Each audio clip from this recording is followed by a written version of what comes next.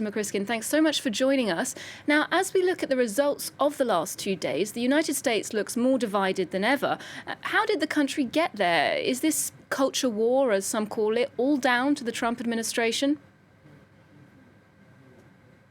No, I don't think it's just down to the Trump administration. Trump is more one of the outcomes of this, I suppose. The fact that he ended up becoming president is because it was a very divided country. It continues to be very divided between those on the left and the right. We're seeing more political polarisation in the United States that's been building for at least 30 years, at least since the 1990s, where the two parties started to grow apart from each other and become very combative with each other as well, not just in elections, but within the political system more deeply, within the differences between Republicans and Democrats in the Congress, and depending on who's in the White House, that can get very difficult in terms of the political processes.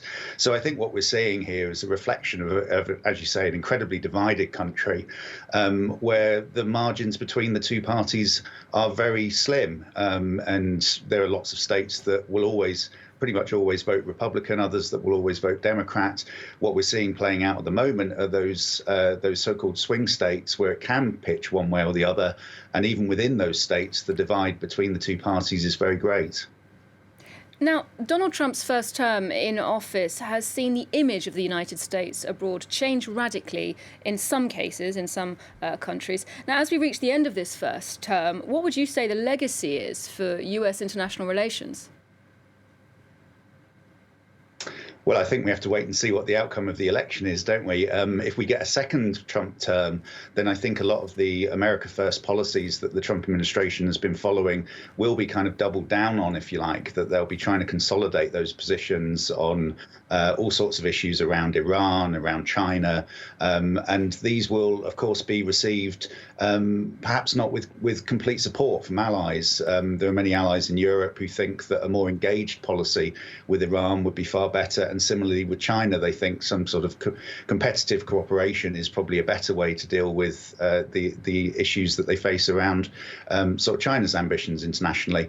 If we get a Biden administration, then I think the expectation is that there'll be a return to the much more multilateralist approach that the Obama administration pursued, which of course Joe Biden was the vice president in. So I think the expectation here is that if we do get a new presidency, that a lot of the difficulties that have been perhaps created by Donald Trump's rather aggressive form of diplomacy might get patched up fairly quickly, particularly with allies, but that there will be a legacy in terms of some of those more adversarial positions that he's taken with certain countries, not least Iran, that might make it much more difficult to come back to a sort of a solution to the sort of issues that are faced there that is perhaps more agreeable on both sides.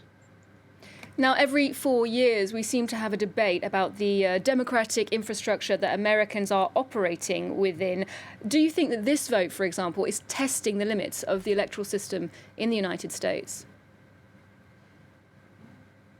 Well, there are obviously those who think the Electoral College is something of an anachronism, that the way that the president in particular is selected doesn't really represent the interests of the American people. The president is supposed to represent every single person in the country. So surely then the popular vote should be what the selection of the president is based upon, and that popular vote across the United States is more clearly in favour of Joe Biden this year than the distribution of the Electoral College votes might end up showing. But of course, it is a federated state, and the reason the Electoral College is to represent those 50 states plus the District of Columbia, represent the fact that there are differences in the distribution of the population across those 50 states, and that it's necessary, therefore, within the constitutional system to have the kind of selection of president that we have. It's an indirect election because this is the form of democracy that the founding fathers wanted to set up. So, yes, there will probably be further debate over whether that is the appropriate system to keep, or whether we need some sort of constitutional reform. There might even be some sort of commission set up, I think, especially if Biden does come into power. But I would expect it to carry on for some time. It's actually quite difficult to change the Constitution. It's a system they've had in place, obviously, throughout their history. And I suspect it will continue for all of the faults that there might seem to be with it. Thank you very much, Trevor McCrisken.